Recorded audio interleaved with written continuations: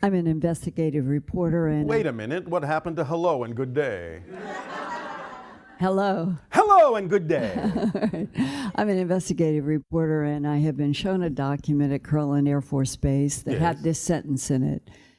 These extraterrestrial biological entities manipulated DNA in already evolving primates to create Homo sapien, and the Latin was used, Homo sapien. Yes.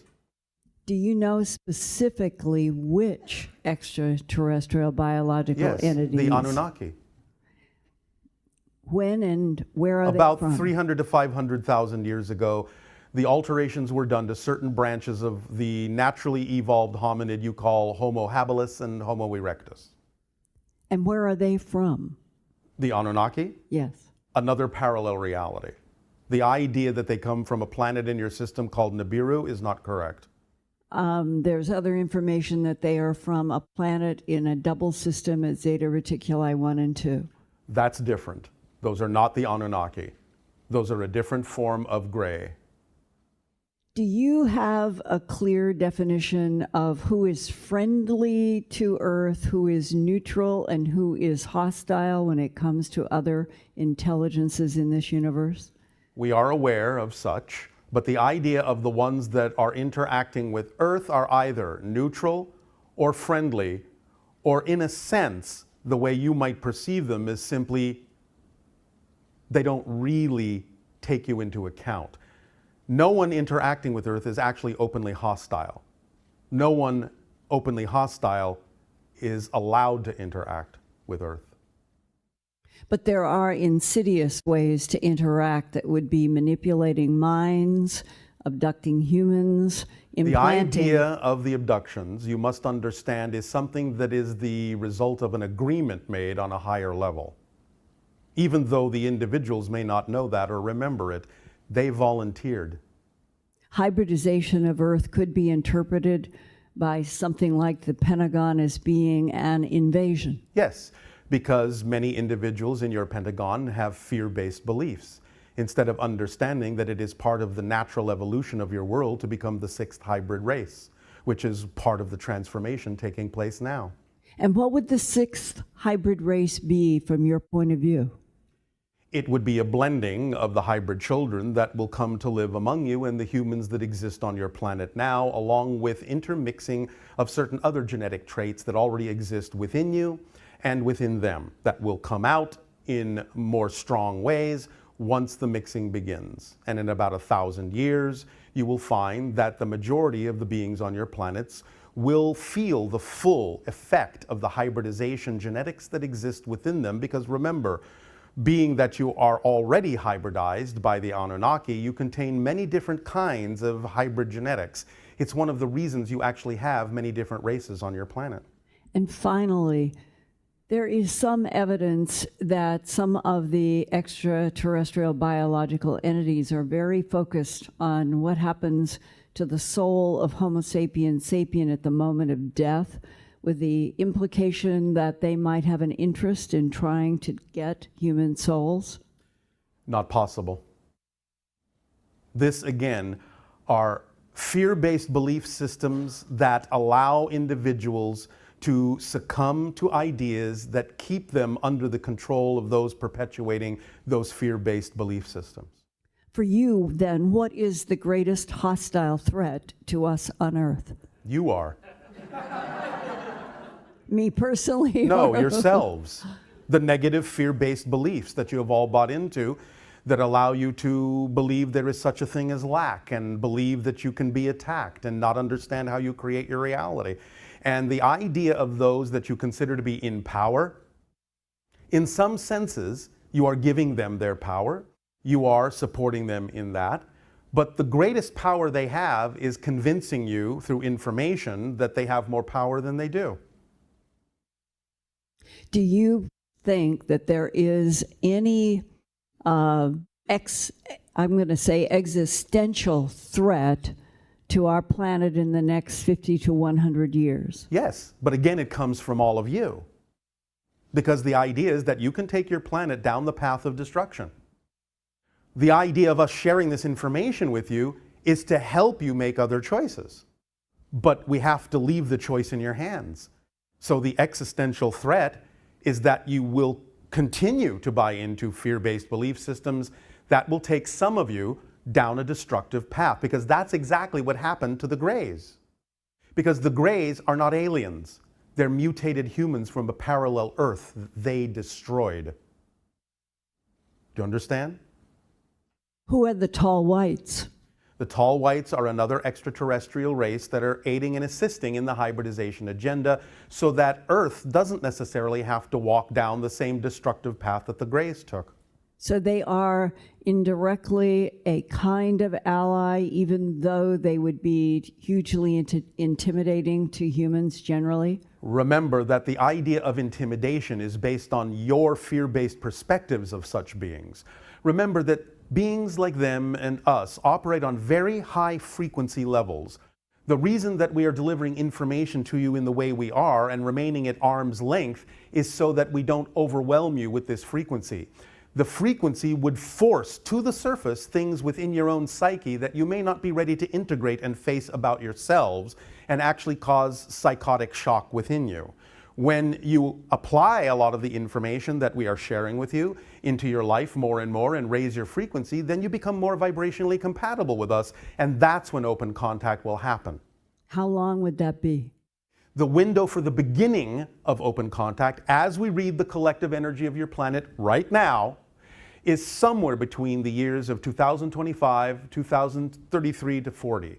It will begin slowly, sporadically, isolated here and there, but definitely by 2040 and 50, all of you will know that there is such a thing as extraterrestrial civilizations and life, and there will be open announcements and open contact that will begin to allow you to become eventually a member of the Interstellar Alliance. Then you will begin to explore space as we do. You will come upon worlds like we have to yours, and you will become their UFOs. Well, there are whistleblowers in Navy SEALs and other agencies who say since the 1970s, we have had an interstellar trade unit operating out of the National Security Agency, and that we are already involved with trading with other systems in the Milky Way galaxy. On a very, very, very, very minimal level, a lot of these stories are highly exaggerated. What would we be trading? Understanding of how the cosmos works, understanding of what kind of technology the understanding of the cosmos produces that is very different from your technology. Understanding of your connection to the cosmos and what you really are, understanding of your true history, as we were just discussing. One of the great gifts you will be given when open contact occurs is the actual history of your entire civilization, leaving nothing out, no gaps. I hope for that, and thank you very much. We thank you.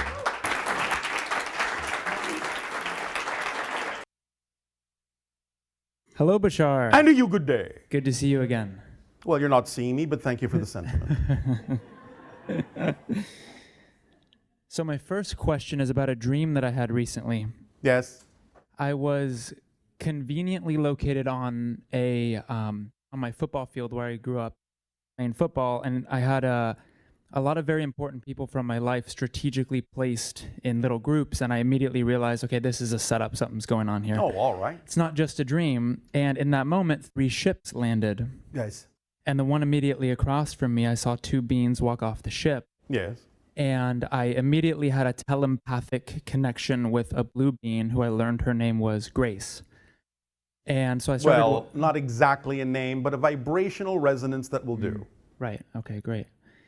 And so I start communicating with her, and she starts telling me how she is responsible for a lot of the intuitive hits and downloads that I get, and she's been guiding me in this sort of thing. All right. How exciting. Very exciting, yeah. And she was with an orange being who I still haven't really received too much information about. But I was wondering, is this a guide, or because there was the aspect of the ship, so I assume there might be an extraterrestrial connection as well. And I wanted to see if you could give me sometimes in the way that we're doing this, extraterrestrial beings can function as guides along with your own spirit guides because of the connections you yourself have made for this life. Right. So, Is there any specific race that they're associated with? Anything you can tell me about that? what you perceived is not necessarily representative of the race itself, and they may not necessarily be exactly physical as you understand it. They appear, from our perspective of your energy, to be more interdimensional. Okay. The idea of the orange being may represent the concept of the Arcturus vibration. That was my intuitive thought about that. Oh, all right. That's great. My girlfriend had a dream recently, just a few nights ago, of some gray beings walking through our All right. house. Yes. And she reached over to me to wake me up, and she was a little nervous at the beginning and woke me up in the dream. Yes. And I woke up really excited, like, they're here, finally. And they kind of just meandered around, and the next thing you know, we were beamed up, and that was that. All right. And I guess I'm wondering if you have any information around that you can elaborate on. I know that I'm part of the hybridization agenda, but anything from my girlfriend that's here around that dream specifically. Well, obviously she's part of it too. Oh, well, congratulations, babe. Obviously. Which means there are probably children involved. Right. And that leads me to my next question. Thank you for the synchronistic of synchronicity. you. Yeah. Beat you to it. So I've received, I've seen you and Willa in my dreams a couple times, and it's specifically encouragement around pursuing the 5 levels of mastery, specifically starting with the cryptic energy. And Well, yes, that's where you start. that's where you start. And so I went to a willow tree, and I communicated with the willow tree, and I got a couple names of hybrid children. And what I received very strongly was Pearl, which I did grow up on Pearl Street, and I live across from an apartment complex named Pearl, and the synchronicity there. Yes. I received Apricot and Peach as well. I'm not sure if that's Most hybrid children will take names from nature. right. So I guess my question is, I feel intuitively that I have at least 3, at least that I'm aware of, Yes. that the genetic material is significant enough to consider them a child. 17. 17, Yes. over 80%. Well, I'll say over 60. Oh, great. Woo, good to know. If you say so. It's exciting. All right. And you brought through the energy of Morning Star, or you referred to Morning Star as a member of the, I believe, eventually going to be the 7th hybrid race. Yes, the Anunnaki. Yes, and after you brought that through, I went home and I went to the store, and I was just spontaneously attracted to the back room, and I saw some crystals that I was really attracted to, and right behind it was this whole sign that said Morning Star and a series of other synchronicity. I was wondering if I'm making any sort of connection with Morning Star specifically. May I use a common word on your planet to respond? Yes. Duh. I beat you to that one. You did. That's great. That's great. I'm really excited about, so I host transformational retreats around the world, and the retreat centers are now evolving to retreat sanctuaries, and I was... Does that mean you give them more than one treat? That's why it's a retreat? You could say that. I mean, it's kind of the treat that keeps on giving. Yes, it is. So my question is, how can I synchronistically attract and create a sanctuary-like temple that would attract... Did you not just answer your own question through by using the synchronicity? word synchronistically? That is exactly the answer. But I was wondering if you had anything specific that the hybrid children would be attracted to as far as the layout structurally. You'll figure it out. Okay, got it. Beautiful. Will that do? I think there's one more. Yes.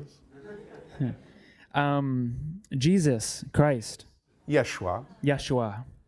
I've had only over the last 6 months a beautiful connection with him open up, and actually just before this I was at a lunch and I was sitting with a psychic who as we were talking said, oh, well, Jesus is coming in behind you right now and saying, I want to speak through you and you're not letting me in. And I thought on that. I was like, why wouldn't I let Jesus in? And I couldn't come up with anything. So I guess my question is that a connection that was a projection of her own? Partially. Right. But also an opportunity for you to decide whether what you were being told was true for you or not. Right. Yeah, I see it that way. So I feel the connection to the Christ consciousness as well as Jesus, but Christ consciousness I understand is more independent of a person. Christ consciousness, Buddha nature, Krishna spirit, an aspect archetypally of the collective consciousness of your planet, yes. Yeah. Awesome. And can you tell us anything about any recent updates around what was discovered underneath the Sphinx? No. I thought you'd say that. All right. Thank you, Bashar. How psychic of you. Thank you. Thank you.